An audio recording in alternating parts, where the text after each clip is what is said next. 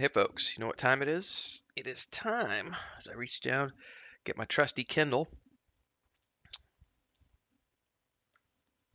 get it opened up. Had to make sure I was recording there. We are doing the next episode in Mondays in Middle Earth, and we are into, which you're never going to be able to see that, Chapter 2 of Book 6 of The Lord of the Rings, which is The Return of the King, The Land of Shadow. So when we last read, Sam had rescued Frodo, and they escaped in a manner that I had not remembered. So on their way out, they had gotten out of the towers, and as the Watcher statues came crumbling down behind them and the archway collapsed, a Nazgul dive bombed out of the sky and chased after them. And I did not remember that part of the book whatsoever. So, um, we're going to get into it today. If this is your first time tuning in, what is this series? Well, Mondays in Middle Earth is a series that I started last year, leading up to the Rings of Power, because I had not read The Lord of the Rings or the Silmarillion in 20 plus years, since when the internet was first getting going, and not quite that long ago, but since before the films came out, before Peter Jackson's films came out. And I was like, you know what, I need to reacquaint myself with things so I could better critique the Rings of Power.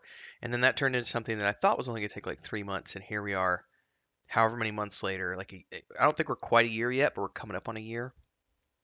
I think we'll be right around a year by the time I wrap up the Lord of the Rings, because we're doing one chapter a week, and then I'm getting into the Silmarillion, which I anticipate is going to take the rest of 2023. If this turns into something more than that, and we continue to do Mondays in Middle Earth Beyond, that would be awesome. I mean, this could turn into something where we do, a weekly live stream discussion with other Tolkien fans. I don't know. It depends on you. So if you like this episode, like, subscribe, hit the bell icon, support the channel in some way. You can support the video by doing a super thanks down below. You can also do super chats and super stickers when they're live streams or premieres. And beyond that, drop a membership. There's 3 different tiers here on YouTube. And then if you really want to go above and beyond, you can get involved in our Patreon page for our own fantasy world and the things that we do there. Don't forget the Discord. Links are down below. There is a section, although to be honest with you, this show doesn't get tons of traffic. Um, but there is a section in our Discord for people who want to talk more about it. It's down in the Rintrails Refuge section. It's literally called Mondays in Middle Earth. So if you want to chat more beyond the comment section here, feel free to hop on over there. In the meantime, let's get into Chapter 2 of The Lord of the Rings, Book 6, The Land of Shadow.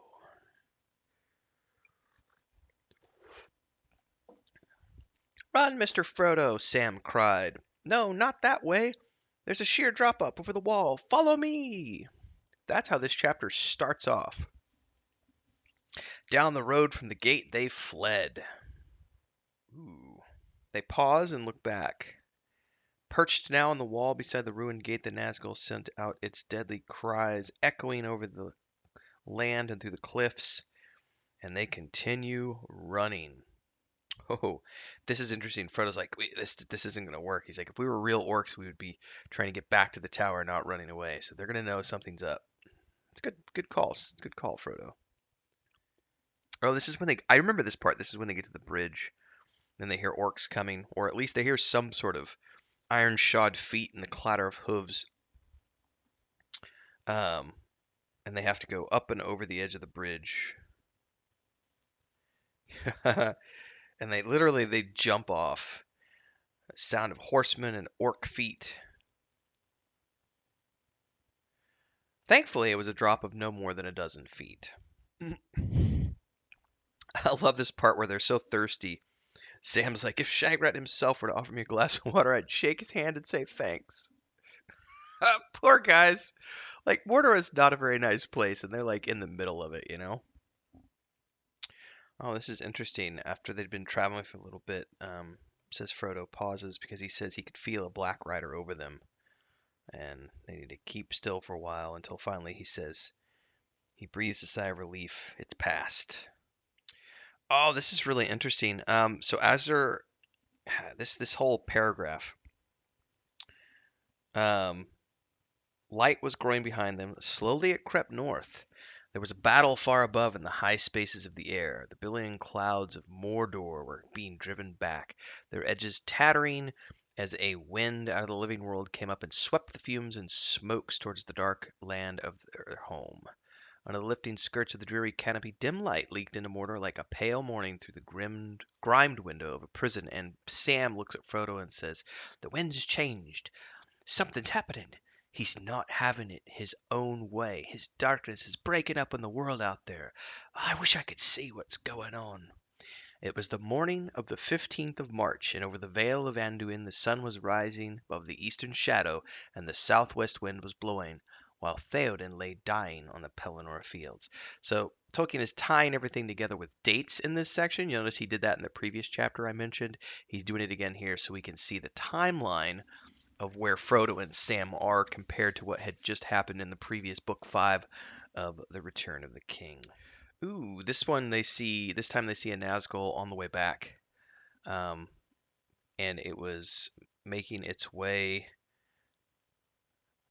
with great speed out of the west, and it went like a bolt high above them and gave a shrill cry. But it said this time the cry no longer had any terror for them, because it was the cry of woe and dismay, ill tidings for the Dark Tower.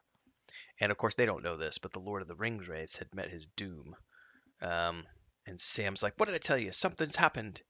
"The war's going well," said Shagrat, "and Gorbag wasn't too sure, and he was right here too. Things are looking up, Mr. Frodo. Haven't you got some hope now?"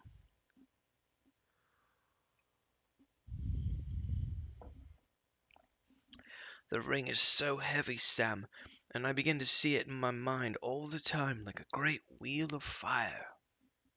So this chapter is a lot of just paragraphs and paragraphs of the darkness of the land, and how there's all these brambles and thorn bushes and maggot-ridden buds, briar thickets full of clouds of hungry midges.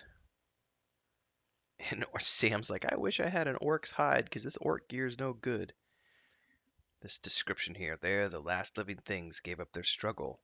The tops of the Morgai were grassless, bare, jagged, barren as a slate." This is a really interesting segment. It says, "The dark power was deep in thought, and the eye turned inward, pondering tidings of doubt and danger.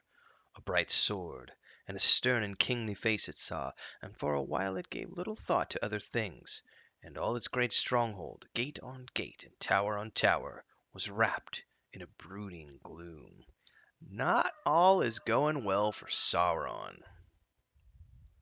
See, I don't remember this part either. As they're traveling, they stop and they see two orcs.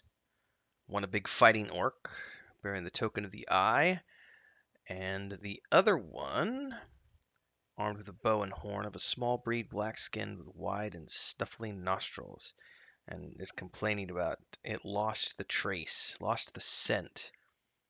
"What's that black sneak got to do with it all? That gobbler with the flapping hands," says the tracker. "Whew, I wonder who they might be talking about."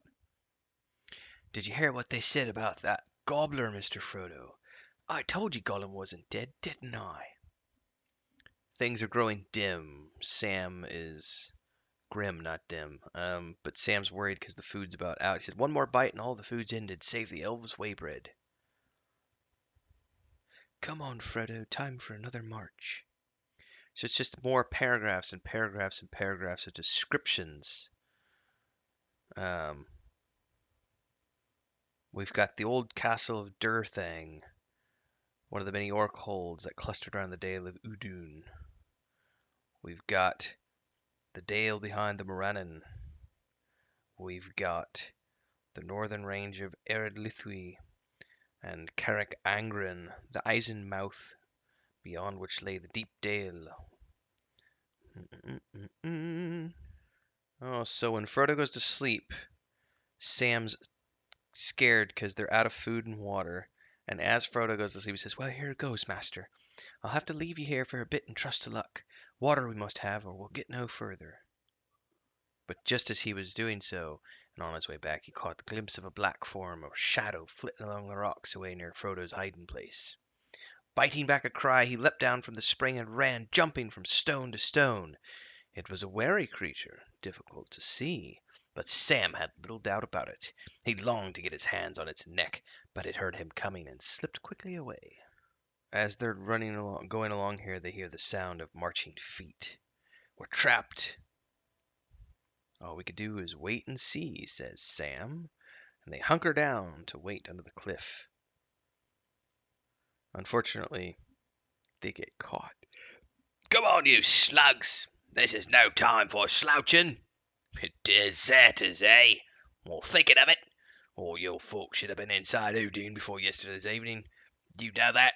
Up you get and fall in, or I'll have your numbers and report you. Good times. Oh, this is the perfect part to say whip crack. Whoopsh. Where there's a whip, whoopsh, there's a way. Where there's a whip, whoopsh, there's a way. Work today, the Lord of the Whip says nay, nay, nay.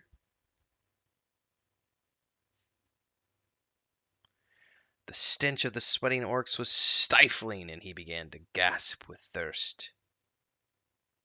Oh, and here's the line. There now, he laughed, flipping at their legs. Where there's a whip, there's a will, my slugs. Hold up, I'll give you a nice fresher now, only you'll get as much lass as your skins will carry when you come in late to your camp. Don't you know we're at war? A little bit of a orc brawl here, and this is when they manage to sneak away. Come on, Mr. Frodo, one more crawl and then you can lie still. It says with a last despairing effort, Frodo raised himself at his hands, struggled on for maybe 20 yards, then pitched himself into a shallow pit and lay there like a dead thing.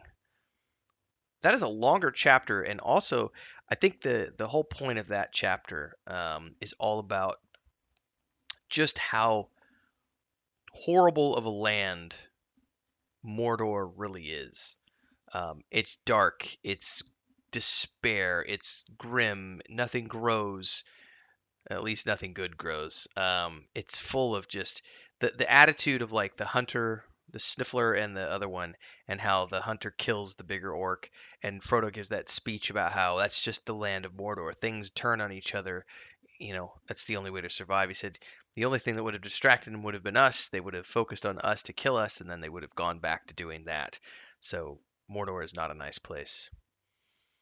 In any case, if you like this and you want this channel to grow, like, subscribe, hit the bell icon, help make this series bigger and better. Support with memberships, super chats, super stickers, super thanks, any way you can. You can pick your own amount, $1, $2, $5, $50, $500, whatever you want. There's a Patreon page. We have a Discord channel. All the links are down there below. Hopefully you will support. Thanks to those of you who do. You keep the lights on. You keep me clothed, the air conditioner running, the cats fed, so on and so forth. Thanks, everybody. Until next time, happy reading. Stay safe out there.